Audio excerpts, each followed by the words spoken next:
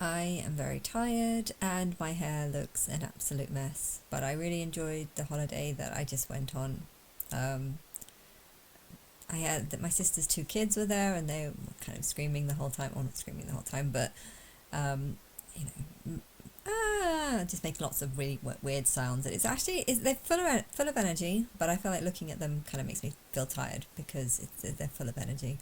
Um, but yes, I was just thinking about, like, I don't know much about business and I don't know what would happen if 25-year loans were not legal, and but that is something that I would do. I would change. I think the housing market is completely fake because banks are allowed to basically enslave people by letting people have 5% mortgages, 10% mortgages, even 20% mortgages. I don't think you should be allowed to have a 20-year mortgage. I don't think you should be allowed to have, how it would be is, I don't think you should be allowed to take out a mortgage if you can't pay it back within 14 years. Um, so I think there should be like a because right now there's like 25-year mortgages, and if you want to have a mortgage where you pay it off in less time, you actually have to pay money so that you don't have to pay it back in such a long time. And I just think that's crazy because you kind of turn people into slaves by doing that. The council tax is taking huge amounts of tax away. Now that's one thing. Paying tax is one thing because this is money that you are paying, and it's supposed to go towards services and things in the town, things that your city needs. There's lots of things that your city needs and or your town needs, and it needs money to fund it. Cleaning, fire engines, police officers. There's a big long list of things that the tax should pay for.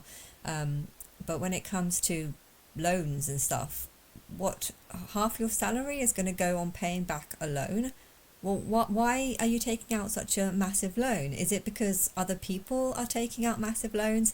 Hence, whoever takes out the biggest loan is going to end up with the biggest house because they're the ones that have managed to borrow as much money. But this whole idea of having a mortgage and taking 25 years to pay it back, this is crazy. I understand that over time, money becomes less and less valuable. So, a £700,000 mortgage is not going to be worth £700,000 in 25 years' time. So it's whatever you're paying on your mortgage will be considerably less. But this means this is actually bad for me because I've chosen now that I'm not going to work. I'm just going to live off my savings, and my sister might be interested in selling me another 10%. I think she thinks she can pay this mortgage off in a couple of years, and I don't think it's possible because she doesn't realize that, service charge for her two flats, this is money that goes towards the buildings or gardening or maintenance of guttering or roofing. There's some money that she has to put in. I don't even know if it even covers that, or if these things are gonna, they might start saying, oh, we need more for the roof. It's 200,000 to change the roof, and it doesn't cover the service charge. So you don't even know what you're getting for that 6,000. Two flats, £6,000, five. I think it's £5,500 on service charge, and then she's got five. What's it? And then there's the raising of the two children, which is expensive, and Marco can't work because social services are stalking him basically and making sure that he's doing everything correctly, and they're also being very, very fussy. There's some things that a lot of parents would do, but if you've got social services on your back saying we're going to take your kids away if you don't do that, suddenly raising kids is not fun because you can't do things your way. You have to do things the social services way, and the social services are going to they want to take your kid away. They want to take your kid away so they can make money out of the kid, and therefore they're basically stalking a lot of their people to try and make sure that the social services are happy so that they can't take the children away. Whereas if say for example you want to keep your child in a foldable playpen and it's not suitable. I mean, technically foldable playpens are not suitable for long-term use, but if you've got a kid that's only going to be using it for, say you've got two kids that need to be in a playpen, and technically you only have the space for one, and a small fold-up one. They wouldn't allow that kid to stay in the fold-up one until the other one moves into a bed. They wouldn't allow things like that, and just not letting, if you want to go off and do something, you can't leave the child with an auntie, because social services will be on your back, because they haven't approved this auntie, and just things like this. They're very, very picky, and therefore he can't work from home at all. Even if my mum's happy to look after the children, they're basically saying, do what we tell you to do, otherwise we're going to take the children away. So they've got this constant threat. Marco can't work, and so Sophie's going to have to pay all the bills. They've also got council tax of the two properties, and then there's income tax, anything Sophie earns, and then she's also got a third kid that she's supposed to be paying childcare for, which she's not even allowed to see. I don't think you should have to pay childcare if you've got a child and the other parent who the child is living with is saying, we don't want you to have anything to do with this, that you have no right to see the child, no rights to be in the child's life, but we're going to force you to pay childcare. I don't think this is legal. I don't think you should force. Being a parent should be both financially, you should help both financially, but you should also be in the child's life and see the child. Now, if a parent is refusing to pay money and refusing to want to be in the child's life, well, then I think it's fair to have courts force that person to pay childcare. You don't want to be in the child's life physically, but we're going to force you to do it financially. I could, because this was the responsibility you took on when you had the child. I understand that. But if you've got a parent who wants to be in the child's life, and the other parent that the child is living with is saying, no, we don't want you to see the child, we don't want you to have anything to do with the child, we don't want to tell you anything about the child, and if we do tell you little things about the child, we're going to do it in a very schneedy way which says we're doing fine without you, we're happy without you, we need you.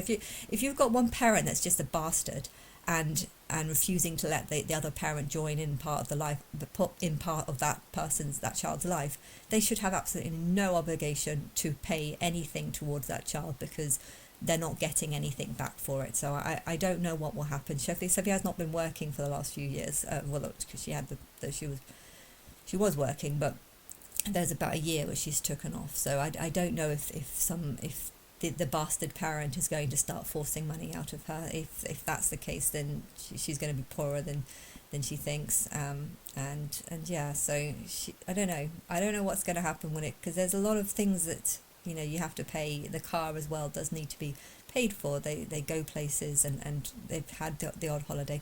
Although the holiday that we went on was very, very cheap. £250, 5 nights, and was it 4 nights? 4 nights, Monday night, Tuesday night, Wednesday night, Thursday night, Friday night. Yeah, 5 nights.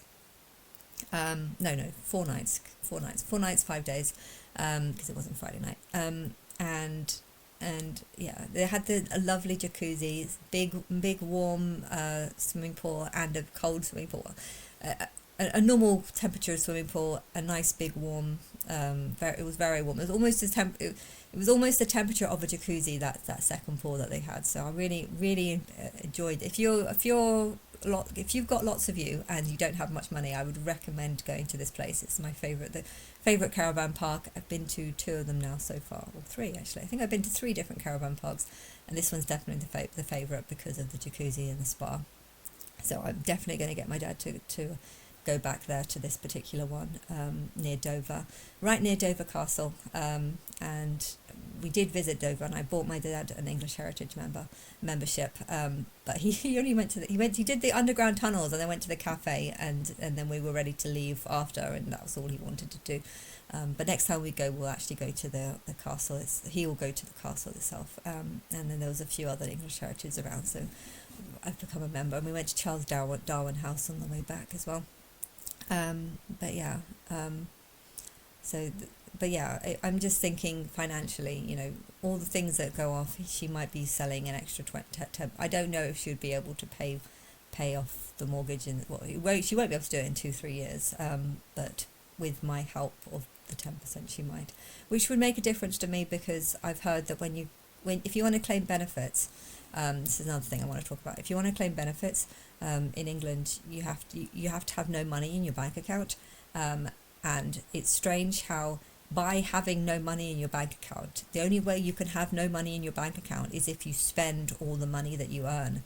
And if you spend all the money that you earn, you're technically actually living a much better life than people that choose to save. I've always chosen to save because I wanted to buy a house. It was important for me to buy a house because I knew that the rents were about 12,000 a year, and if I could only make 20,000 a year on the massage, okay, maybe I'd be charging more if I was still doing it now. Maybe I'd be charging 70 an hour, whereas before I was charging 50 an hour. I think if I was to go back, I might start charging 70 an hour just to see if I could get that. So I would be charging more. But I don't want to do this job because I think it's degrading, considering I'm a god, considering I'm inspiring everything, considering everything that I'm going through. I don't want to go back into massage, so I'm just going to live off the money that I've got. But it's annoying to think that this money is just devaluing each year, and not only is it devaluing each year, I also have to give the government £1,000, £1,100, which is a 25% off rate, because I've got a single person rate. But it's annoying to think that I have to spend that money only for my money to be decreased in value each year. And I think the taxing, the scheme that they have right now, there's so many different topics and I'm all merging them all together. It's just so annoying. Okay, this topic is why I don't think it's a good idea to reward people if they have no money in your bank account, because you're basically saying if you have no money in your bank account, which they might just be lying, they might have a ton of bank accounts that they're just not declaring, they might have a ton of bank accounts in different countries and just not be declaring it. But if you declare that you've got no money, that's when you start getting lots of free money. But the only way you can have no money in your bank account or less money in your bank account is if you spend all the money. Now that is good for the economy. I understand that getting people to spend, if you're earning 20,000 a year and you've already got 18,000 in your account, and the only way you can get universal credit is if you spend every penny you have, so that you don't go over the savings that you're allowed. I think it's 16,000 actually. They say I might not be able to get universal credit because I've got more than 16,000 in my bank account, which is really annoying because I'm only earning 5,000, and I've decided I'm not going to go back to work. I'm just going to live off this 5,000 a year. And okay, I will be able to increase the rent each year, so I will be able to make more money each year, but I'm only increasing it about £50 a month, so it's not being increased by much. I could increase it by 1,000 a month, by 100 a month, but that's 10%, which is in line with inflation. The problem is I don't know if the person living in the flat will be able to afford that, and if she doesn't afford that, then she'll leave, which means that I'd have to probably renovate there's a lot of damage. She's been there 2.5 years, but it would need a new carpet, and it would need like about £2,000 worth of renovation.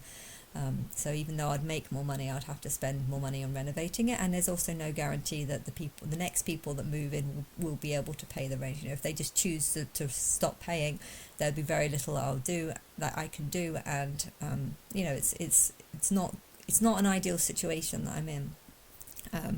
And I should get some sort of discount off the council tax, but apparently you can only get the discount if you have £6,000 in your account. So I'm way over that, unless I buy the 10% of my sister's house, in which case I might be okay might be under that. It's annoying how you have the government has all these schemes that are basically designed to keep people poor.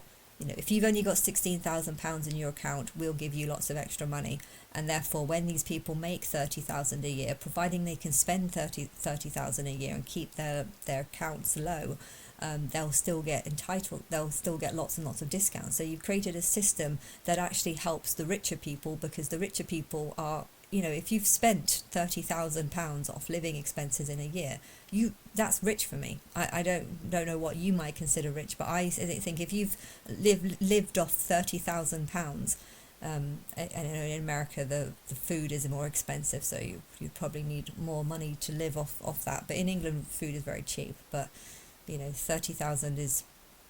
You could, 30,000 is a huge amount. I live off about 2,000 or 3,000. Maybe there's some years where I've spent about 4,000 or 5,000. But yeah, most of the years I've spent about 2,000 or 3,000 a year. And therefore, if you're spending 30,000 a year so that you can keep the amount of money that you have in your account very low, well, you're actually living a much richer lifestyle than other people, and I don't think you should only reward people if they've got no money. But then again, I don't know how business works, because these people are spending 30,000 a year to live off. They're living a rich lifestyle. They're having they must be going out, doing a lot of things, traveling. Cars very expensive, so that can, but they must be doing, to spend 30,000 a year, you must be doing quite a lot of things and having a pretty fairly good life. And it's annoying to think that only those people are going to be the ones that get the benefits, because they're the only ones that have no money in their account because they're not saving up. And therefore I don't like this system. I don't like this system where you're rewarded providing you spend lots of money, but at the same time, because you're spending lots of money, you're actually helping the economy, and that is spending money, feeling like you can go into a restaurant and buy a drink that's £3, but you don't actually want to drink, you just feel like you have to because it's polite or whatever. I know a lot of people do that, and I would never do that, because the £3 is a lot of money, and I'm just thinking I would rather save up so I can buy a property. And to think that the reason why properties are so expensive is because banks are loaning out people 25-year mortgages. I don't want a 25-year mortgage. My sister is able to pay off the mortgage, but she also goes on about how much she hates the job. So does she actually want to have this job for 30 years? No, she doesn't. So you're forcing her into doing a job because of having a mortgage that she's going to have to pay back. But people, not most people have a 25-year mortgage, or a lot of do, and you're forcing them to work so that they can pay off this mortgage and be like a slave for the rest of their life, basically. And I just think, I'm trying to think about, is this good or bad? With businesses, it's very complicated, because it's good that people have no money in their account, and if you're forcing them to have no money in their account, this actually just forces them to spend. And if they're forcing them to spend money, then the economy grows, because there's a lot of things that they can spend their money on. If everyone was like me, the economy would just fall. The shops would all be empty, and no one would go shopping, because I'm all about saving, and therefore I spend next to nothing. And I don't think the economy would do very well if everyone was like me, because if you're spending £2,000 a year, not many businesses will be able to benefit. The reason why I'm doing this, though, is because I want, buying a house or having a second house is like the only thing that I want, because I like the idea of renting out and just having some income that kind of goes up each year. Banks do not give you much interest. The value of your money in a bank each year is devaluing each year, because it's the inflation. The money is worth less and less each year, and the interest that you're making from it is not covering the inflation rate, and therefore I don't want money in the bank.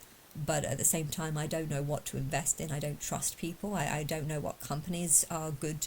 I don't want to be giving my money to a bunch of companies just to find that I can't get that money back. There's no security. The company's disappeared. The company's failed. I've heard like 95% of businesses fail within the first 2 years. Hence, I don't want to be putting investments in that. And I don't know anything about stocks, like putting stocks and shares in eBay. And no one's ever had a conversation with me about the advantages of stocks and shares, other than this dream that I had when I went into Lloyd's and I was trying to put in like a few £100, and they were trying to encourage me to put it in some investment, but I didn't.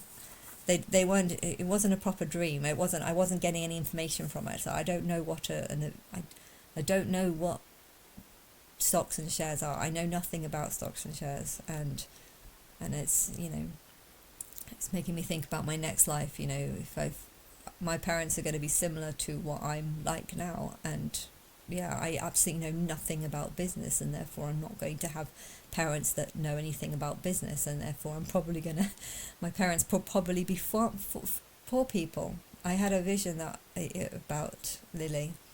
The only vision that I've got is it looked like it was in China. I don't know where it was, but it was this tiny little house in the middle of nowhere, surrounded by farmland. And that was a vision that I believed was about Lily. And